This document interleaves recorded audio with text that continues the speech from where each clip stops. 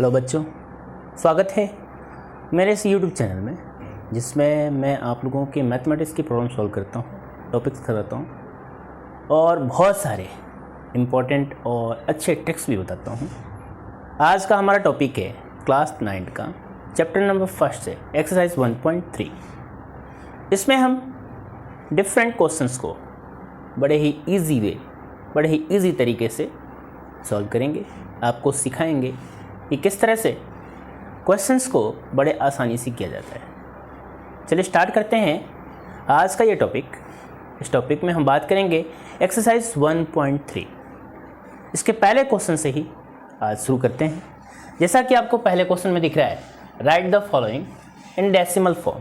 ये जो आपको फ्रैक्शन के फॉर्म में दिख रहे हैं, रैशनल नंबर्स के फॉर्म में दिख रहे हैं, इनको आपको सबसे पहले डेसिमल्स के फॉर्म में लिखने हैं। इट मीन्स आपको डिवाइड करके डेसिमल्स के फॉर्म में लिखने हैं। एंड देन आपको ये बताने हैं कि इसका जो डेसिमल एक्सपेंशन आया, ये जो क्वेश्चन है हमारे पास, इनके जो डेसिमल एक्सपेंशन आए वो किस तरह के। जैसा कि आपको पता है डेसिमल एक्सपेंसेस मैंने आपको पहले भी बताया हुआ है। डेसिमल एक्सपेंशंस दो टाइप्स के होते हैं। एक वो होते हैं जो टर्मिनेटिंग होते हैं और एक वो होते हैं जो नॉन टर्मिनेटिंग होते हैं। नॉन टर्मिनेटिंग मीन्स जब हम किसी नंबर का डिवाइड करते हैं तो डिवाइड के बाद डिवीज़न जब कंप्लीट हो जाए उसके बाद यदि रिमाइंडर डेसिमल के बाद भी रिमाइंडर अगर 0 आ जाए तो हम कह सकते हैं कि वो टर्मिनेटिंग है। एग्जाम्पल से समझाता हूँ टर्मिनेटिंग होता क्या है। मान लीजिए हमारे पास कोई एक नंबर है 11/2।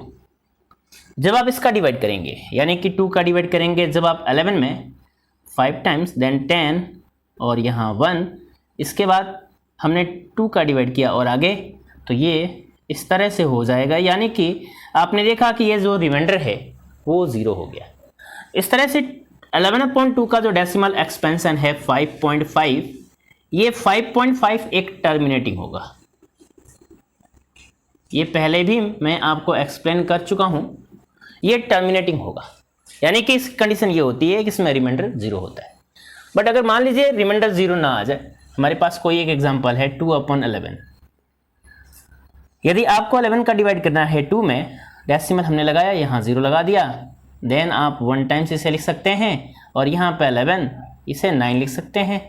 देन आप 8, फिर से आप यहाँ पे 88 लिख सकते हैं और यहाँ पे 2 0, यानी कि ये 1818 ये जो नंबर है ना, यानी कि 2/11 का जो डेसिमल एक्सपेंशन है उसे हम 0.181818 लिख सकते हैं। इसका मतलब है कि इसमें 181818 ये जो डिजिट है ये कंटिन्यूसली लगातार रिपीट हो रही है, इसलिए ये एक नॉन टर्मिनेटिंग का एग्जांपल है। नॉन टर्मिनेटिंग जैसा कि आपको पता है 2 टाइप्स के होते हैं। एक होता है जो अपने आप को रिपीट कर लेता है, जैसे आपको ये दिख रहा है रिपीट कर रहा है, रिपीटिंग है, इसलिए मैं इसे रिपीटिंग लिख सकता हूँ। जबकि दूसरा है जो अपने आप को रिपीट नहीं करता, non repeating.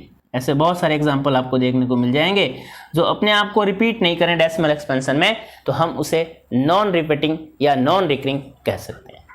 Recurring means repeating. तो चलिए स्टार्ट करते हैं पहले क्वेश्चन को।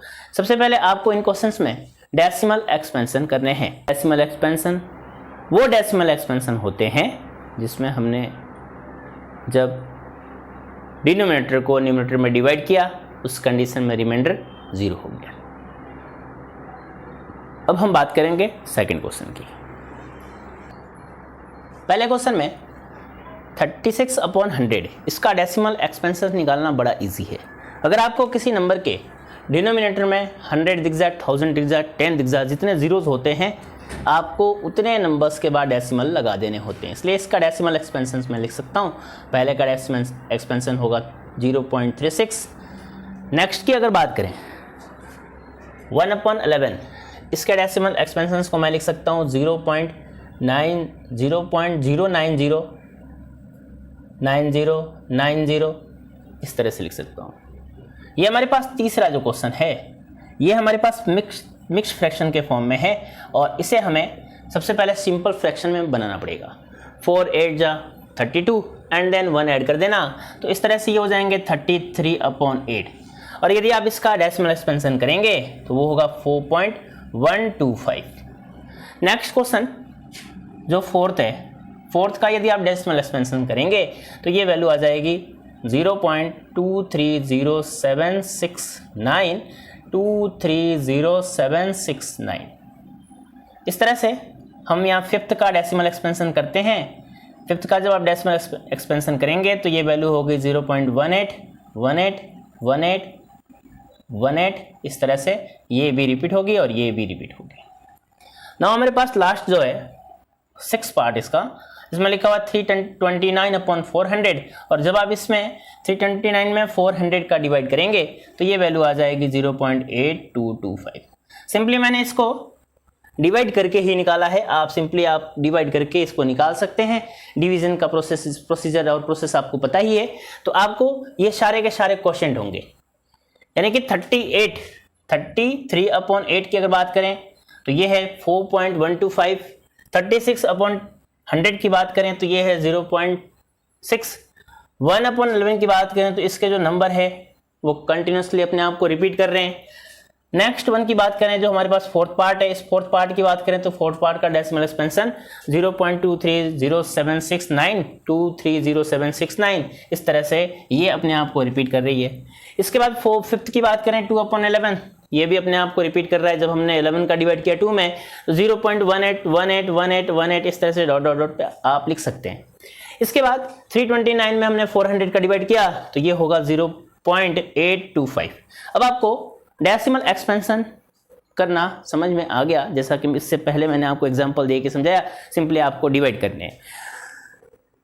जो डिनोमिनेटर होते हैं उन डिनोमिनेटर को हम डिवाइजर मान लेते हैं और न्यूमरेटर को हम डिविडेंड मानते हैं और इस तरह से डिवाइड करेंगे तो जो क्वोशेंट होगा उसे हम डेसिमल एक्सपेंशन कहते हैं। अब हमें ये बताना है कि ये जो डेसिमल एक्सपेंशन आए, इन क्वेश्चंस के जो डेसिमल एक्सपेंशन आए वो किस तरह के हैं, कौन से डेसिमल एक्सपेंशन है। तो अगर मैं पहले की बात करूं तो हमारे पास ये जो पहला क्वेश्चन है, इस पहले क्वेश्चन का डेसिमल एक्सपेंशन आपको दिख रहा है 0.36। 0.36 इसका मतलब है कि ये जो नंबर है आगे अपने आप को रिपीट नहीं कर रही है, या अपने आप को ये आगे नहीं ले जा रही है। इसका मतलब है कि ये एक टर्मिनेटिंग नंबर होगा। टर्मिनेटिंग नंबर आप लिख सकते हो। नेक्स्ट की अगर बात करें सेकंड क्वेश्चन में, जैसा कि आपको दिख रहा है ये 909090 ये अपने आप को रिपीट कर रही है, फिर भी ये नंबर आगे से आगे बढ़ रही है। या इसका मतलब है कि जब आपने 1 में 11 का डिवाइड किया उस कंडीशन में रिमाइंडर 0 नहीं आया होगा, जिसका मतलब है कि क्वोशेंट कंटिन्यूस अपने आप को आगे से आगे बढ़ाते रहता है। तो इस तरह के जो नंबर्स होते हैं उन्हें हम नॉन टर्मिनेटिंग नंबर कहते हैं। नॉन टर्मिनेटिंग, और साथ में मैं इन नॉन टर्मिनेटिंग नंबर को रेकरिंग या रिपीटिंग नंबर भी कह सकता हूं, क्योंकि आपने देखा इसमें 9090 एक दूसरे को क्या कर रही है, रिपीट कर रही है। 9090 अपने आप को रिपीट कर रही है, इसलिए ये रिपीटिंग का एग्जाम्पल है। नेक्स्ट वन है 33 में आपको 8 का डिवाइड करना। जब आपने 33 में 8 का डिवाइड किया तो सिंपली आपका जो क्वोशेंट आया वो आया 4.125, और 4.125 जैसा कि आपको दिख गया आगे कोई और नंबर नहीं है, इसलिए आप इसे टर्मिनेटिंग नंबर कंसीडर कर सकते हैं। आप सीधे इसको टर्मिनेटिंग लिख सकते हैं। नेक्स्ट क्वेश्चन की बात करें तो यहाँ पे आपको इस क्वेश्चन में 230769 एंड देन 230769 ये नंबर अपने आप को रिपीट कर रहे हैं। तो रिपीटिंग जो नंबर्स होते हैं वो नॉन टर्मिनेटिंग के पार्ट होते हैं, यानी कि आप यहाँ पे लिख सकते हैं कि ये नॉन टर्मिनेटिंग होंगे और साथ में रिपीटिंग होंगे, यानी कि रेकरिंग होंगे। ये रिपीट भी करेंगे एक दूसरे को, इसलिए रिपीटिंग कह सकते हैं। नेक्स्ट है हमारे पास फिफ्थ क्वेश्चन में 2 में आपको 11 का डिवाइड करना था। जब आपने 2 में 11 का डिवाइड किया तो 2 में 11 के डिवाइड के बाद हमारे पास जो क्वोशेंट है वो 0.181818 इस तरह से ये जो नंबर आपको दिख रहे हैं ये कंटिन्यूसली रिपीट करें अपने आप को। इसका मतलब है कि सेम ये भी नॉन रिपीटिंग होगा, नॉन टर्मिनेटिंग होगा सॉरी, और ये रिपीटिंग होगा। नॉन टर्मिनेटिंग के साथ आप इसे रिपीटिंग लिख सकते हैं, ये रिपीटिंग होगा। नेक्स्ट क्वेश्चन हमारे पास 329 में आपको 400 का डिवाइड करना। जब आपने 329 में 400 का डिवाइड किया तो हमारे पास जो क्वोशंट है वो है 0.8225, यानी कि इसके बाद की वैल्यू नहीं आ रही है। इसका मतलब है कि इस कंडीशन में रिमाइंडर 0 हुआ होगा, यानी कि जब आपने 329 में 400 का डिवाइड किया तो डेसिमल के बाद रिमाइंडर 0 हुआ होगा। इसका मतलब है कि ये जो एग्जाम्पल है ये एग्जाम्पल टर्मिनेटिंग का है।